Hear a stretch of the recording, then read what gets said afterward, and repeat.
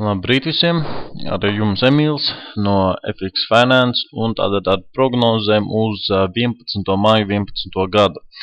Tātad sāksim ar eiro dolāru. Tātad nekas nav mainījies visu vakardienu, tātad cena staigāja flatā un mēs tātad saglabājam to pašu signālu, tad pārdošanas no 38. Fibonacci līmeņa, tātad par cenu 1,4500. Tātad tās mums ir pārdošanas un mērķi mēs tad jau varam turēt jau mazliet lielāku, aptuveni 150 punktus. Tas būtu pirmais mērķis, tad 150 punkti.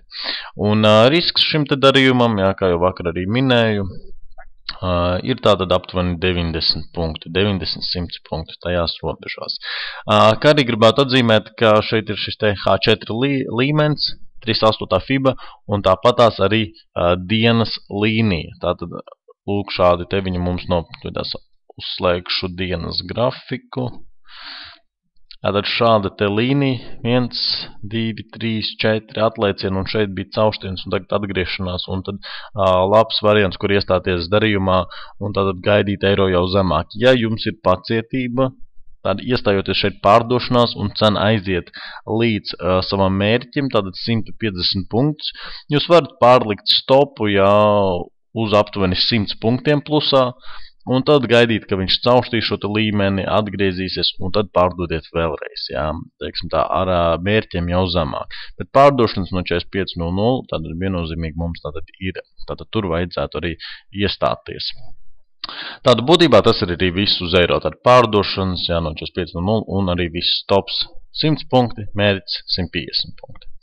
Tālāk, dolārs Kanāda, tad šeit mums viņš ir aizgājis līdz pirkumiem, mazlietiņi varbūt tās pietrūkstās, bet, ja jūs vēlaties, jūs pat tākošo cenu varat ieiet darījumā, vai arī, teiksim tā, atlikt to uz 95.55 un gaidīt, ka viņš pilnīgi pieskarsies līnijā. Tātad abi varianti ir pareizi, bet pirkumi šeit ir. Risks tātad šajā te gadījumā mums tātad ir aptuveni 55-60 punkti. Mērķi mēs jau tagad varam turēt visus 120 punktus arī, vienīgais mums pietiek pacietības. Tā, un tas tad būtībā ir arī visu skanā. Tad mēs gaidām šeit tātad atlēcienu par tekošo cenu. Dolārs franks, tātad šeit mums nebija īsts caursitiens, šeit tātad mums pa maz punkti ir tikai 29, tāpēc, ja gadījumā viņš izveidos spēcīgāku caursitienu 40 punkti un vairāk, un atkal atgriezīsies pie šīta līmeņa, tad mēs arī varam iestāties pirkumos, ar tātad mērķiem uz caurstiena augstumu.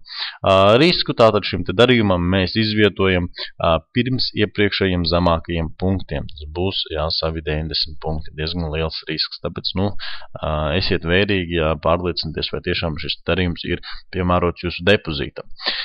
Kā arī, ja gadījumā tagad cena krītās uz leju un sasniedz šo te līniju, tad šeit mēs viennozīmīgi varam nopirkt. Līnija ir spēcīga, tātad varam apstīties, tātad viņa ir 1, 2, 3, 4, 5, 6 atlēcieni.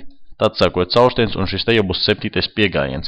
Tāpēc atkarībā no tā, kur cena pieskarsies pie šīs te līnijas, tur mēs varēsim attiecīgi atvērt pirkumus. Un tātad mūsu mērķis būtu pēc patreizējā brīža, tad augstākā slēgšanās cena, kas ir 88.15, un risku mēs tātad izvietosim jau atkarībā no tā, kur cena pieskarsies šai te līnijai, vajadzētu pareizi izvietot aiz 61.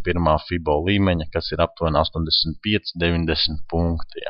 Tad mērķis arī, protams, ir pietiekoši liels, arī tie paši 85-90 punkti. Lūk, tad tas ir uz franka. Tad vai nu gaidām lielāku caurstienu atgriešanos un pirkumus, vai arī gaidām, ka cena nokritīsies līdz šai te līnijai cauršistējai, tad varam pirkums un šo te līmeni mēs jau varēsim ignorēt, tātad dzēst viņu laukā, ja cena tagad uzreiz nokritīsies šeit lejā un tad atvērs pirkumus. Tātad, labi, tas mums tātad ir uz dolārs pret franku. Tālāk, Austrālijas dolārs. Mums tātad ir pārdošanas pēc tekošās cenas. Tagad uzreiz tāda var iestāties pārdošanās. Lūk, šāda te līnija 1, 2, 3, 4, 5, 6, 7, 8 atlēcieni. caurstienas 9. piegājiens, šeit mēs tad varam atvērt pārdošanas.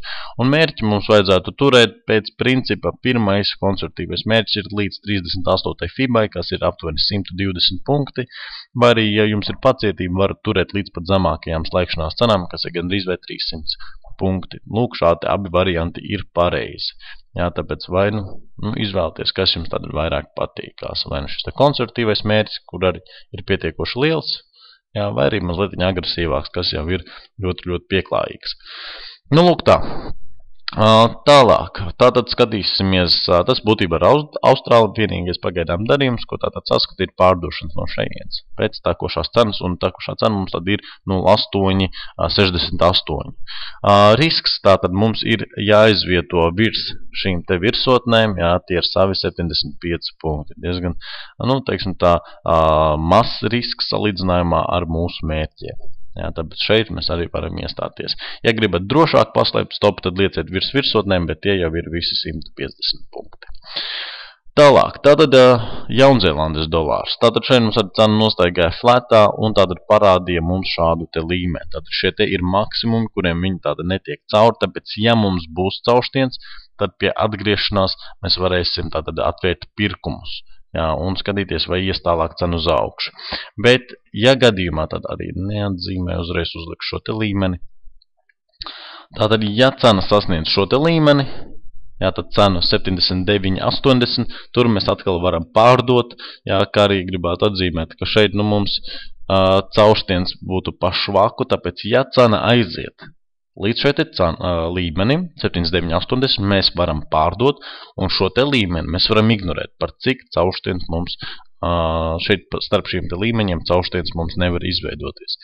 Šeit atverot pārdošanas, mūsu mērķis būtu līdz zemākajām slēgšanās cenām, kas ir 138 punkti. Jā. Varam uzlikt mazliet konservatīvāk, 130 punktus, jā, kā arī tas sakristu ar atgriešanos pie šīs te mediānas. Tāpēc skatieties pēc takošās cenas, kā viss notiekās, atveriet šeit pārdošanos, skatieties.